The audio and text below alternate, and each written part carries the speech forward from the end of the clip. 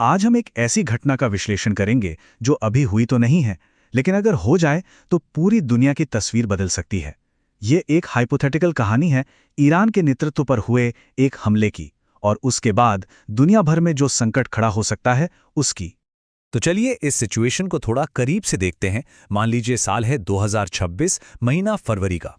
दुनिया की सुबह एक ऐसी खबर के साथ होती है जो रातों रात ग्लोबल पॉलिटिक्स के सारे नियम, सारे समीकरण बदल कर रख देती है।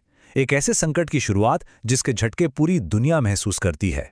इस पूरे घटनाक्रम को बेहतर तरीके से समझने के लिए हम 4 हिस्सों पर नजर डालेंगे। सबसे पहले देखेंगे कि आखिर इस हमले की वजह क्या थी, माहौल कैसा था। फिर हम उस हमले को समझेंगे, उसके बाद बात करेंगे कि इसका फौरी असर पूरी दुनिया पर कैसे पड़ा, और आखिर में ये जानने की कोशिश करेंगे कि इसके बाद का भविष्य कैसा हो सकता है। तो सबसे पहले बात करते हैं समस्या की। ये समझना बहुत जरूरी है कि आखिर ये संकट इतना बड़ा क्यों है, और इसकी जड़ में है एक बेहद ताकतवर पद और उसे लेकर बना हुआ तनाव। देखिए, ईरान की सत्ता का जो केंद्र है वो है सर्वोच्च नेता। अब ये पद किसी राष्ट्रपति या प्रधानमंत्री जैसा नहीं है। असल में सेना, विदेश नीति और यहां तक कि अदालतें भी, इन सब पर जो आखिरी फैसला होता है ना, वो इन्हीं का होता है। मतलब एक ही व्यक्ति के हाथ में पूरे देश की कमान होती है। तो जाहिर है ये सिर्फ एक सिंबॉलिक पद नहीं है। सर्वोच्च नेता का ना होना मतलब देश के पूरे पावर स्ट्रक्चर का अचानक से खाली हो जाना, एक ऐसा वैक्यूम पैदा होना जिसे भरना लगभग नामुमकिन सा लगता है। तो अब आते हैं उस घटना पर, उस रात पर, जिसने इस संकट की चिंगारी को, समझिए, आग में बदल दिया। ये एक ऐसी खबर थी जिसने दुनिया भर की राजधानियों में खलबली मचा दी थी। शुरू में जो खबरें आईं वो हमेशा की तरह थोड़ी अधूरी और उलझी हुई थीं। बस इतना ही पता चल रहा था कि ईरान के अंदर कुछ बहुत ही महत्वपूर्ण जगहों पर सैन्य हमला हुआ है, ऐसी जगहें जहां देश का शीर्ष नेतृत्व मौजूद था। पहले कुछ घंटे तो पूरी दुनिया जैसे सांस रोके बस इंतजार कर रही थी। लेकिन ये सब कुछ एकदम अचानक नहीं हुआ। इसकी कहानी तो समझिए महीनों पहले से लिखी जा रही थी। पहले मिलिट्री लेवल पर झड़पें हुईं, डिप्लोमेटिक लेवल पर तनातनी बढ़ी, फिर आई हमले की वो रात जब एक साथ कई मिसाइलें दागी गईं।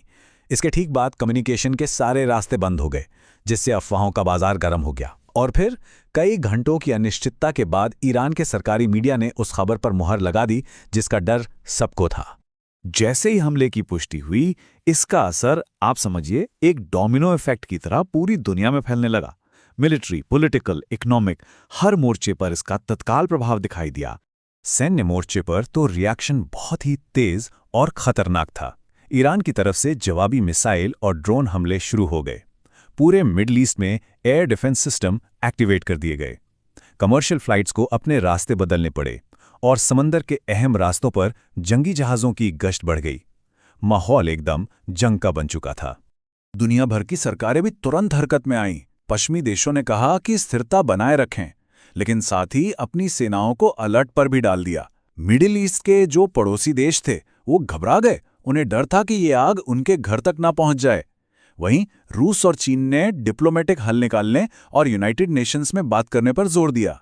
लेकिन जो असर सबसे पहले और सबसे साफ दिखा वो था अर्थव्यवस्था पर। सिर्फ एक आंकड़ा ही पूरी कहानी बताने के लिए काफी है। कुछ ही घंटों के अंदर दुनिया भर में कच्चे तेल की कीमतें आसमान छूने लगी। और ये इस बात का सीधा सबूत था कि कैसे एक जगह का संकट पूरी दुनिया की जेब पर असर डाल सकता है। मिडिल ईस्ट से तेल और बाकी सामान की सप्लाई रुकने का डर इतना बड़ा था कि इसका असर ऊर्जा, खाने पीने की चीजों और ट्रांसपोर्ट, हर चीज की कीमत पर दुनिया भर में दिखने लगा था। तो हमला हो चुका है, दुनिया प्रतिक्रिया दे रही है, लेकिन अब सबसे बड़ा सवाल यह है कि आगे क्या होगा? भविष्य अब किस तरफ जाएगा? देखिए, सबसे पहले तो ईरान के अंदर ही सत्ता का सवाल खड़ा हो जाता है। वैसे तो उनके संविधान में इसकी एक तय प्रक्रिया है। विशेषज्ञों की सभा नाम की एक काउंसिल है जिसकी जिम्मेदारी होती है अगला सर्वोच्च नेता चुनने की।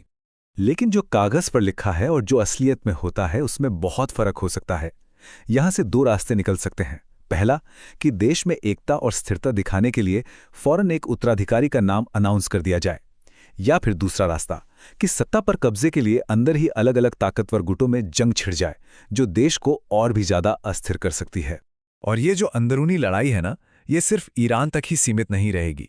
इसका सबसे बड़ा खतरा है एक बड़े युद्ध का। आसपास के देश इस लड़ाई में खींच सकते हैं। ईरान के प्रॉक्सी गुट पूरे क्षेत्र में एक्टिव हो सकते हैं। साइबर हमलों से तनाव और भी बढ़ सकता है, और समंदर में अगर टकराव हुआ तो दुनिया का व्यापार ठप पड़ सकता है। इस घटना के ऐतिहासिक वजन को समझना भी बहुत जरूरी है। देखिए, मॉडर्न हिस्ट्री में ऐसा शायद ही कभी हुआ हो कि किसी देश के सर्वोच्च शासक को सीधे एक सैन्य हमले में मार दिया गया हो। ये वो पल होते हैं जो दुनिया के इतिहास का रुख मोड़ देते हैं। तो आखिर में हम इस एक सवाल के चौराहे पर खड़े हैं, दुनिया टकराव का रास्ता चुनेगी या कूटनीति का? ये एक ऐसा सवाल है जिसका जवाब आने वाला वक्त ही देगा, और उसी जवाब पर इस संकट का और शायद इस दुनिया का भी भविष्य टिका हुआ है।